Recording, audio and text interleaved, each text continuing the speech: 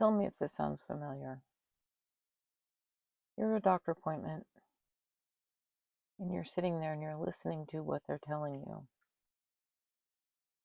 And confusion, numbness, surprise, shock, anger, frustration, all these emotions start kicking in when you get a diagnosis that, number one, you weren't expecting. Number two is just completely bizarre. And number three, you realize that there's been some pretty serious medical gaslighting along the way that has prevented you from getting this diagnosis for a very, very long time.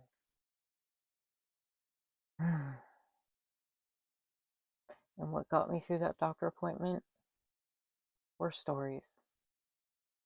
Stories and experiences that I was able to draw strength upon. My name's Lisa. I am an ischemic stroke survivor. I have been diagnosed with Sjogren's disease amongst 22 other diagnoses and a couple others pending at this point.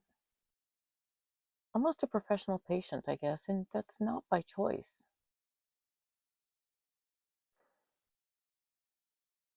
And stories of people's experiences have really been kind of my saving grace. And not just people I know, but people that I see, people that I watch, people that, as I'm sitting in the waiting room for that next blood draw, and you hear an old couple talking, or flipping through YouTube and you find somebody on there that's inspirational. Or even for that matter, while you're sitting there in the middle of that blood draw, you're thinking about a video of somebody who just happens to be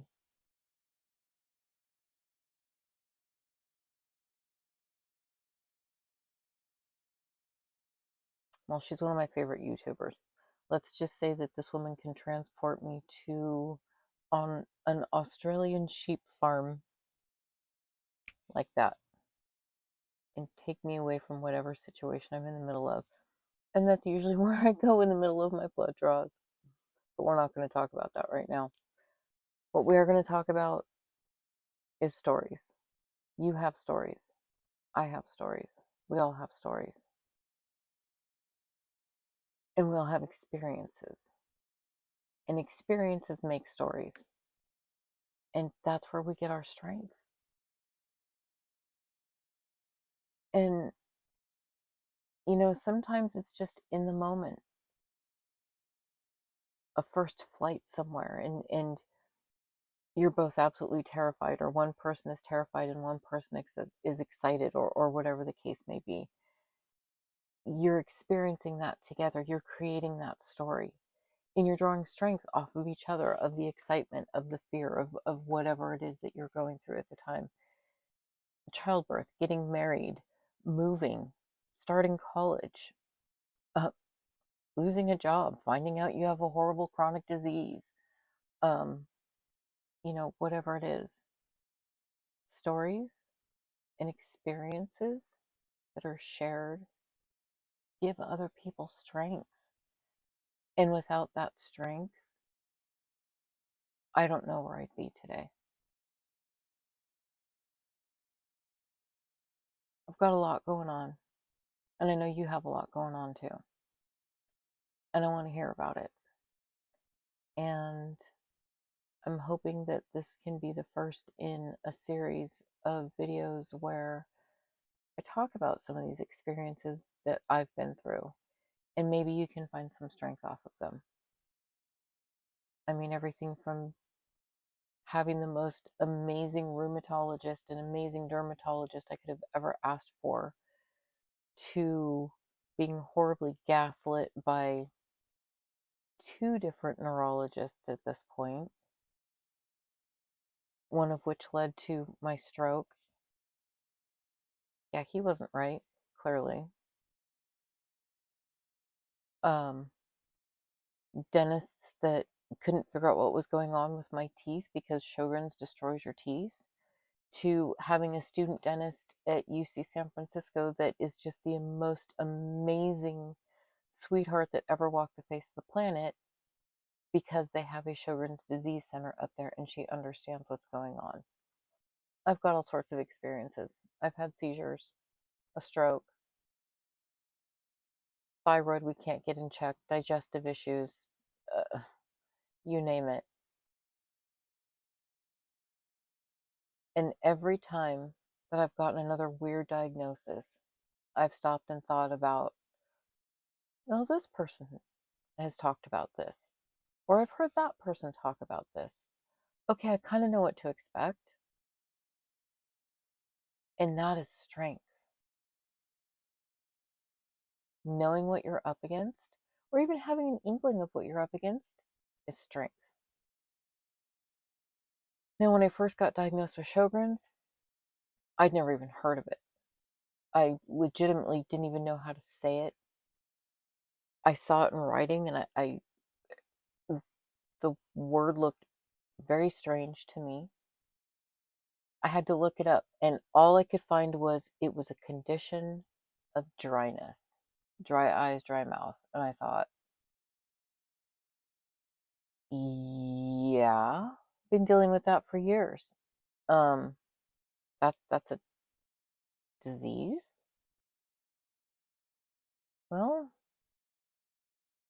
and I was referred to a rheumatologist that actually explained things to me and helped me to understand what exactly this disease was, and helped me to understand that this disease is in the same category as multiple sclerosis and lupus and rheumatoid arthritis.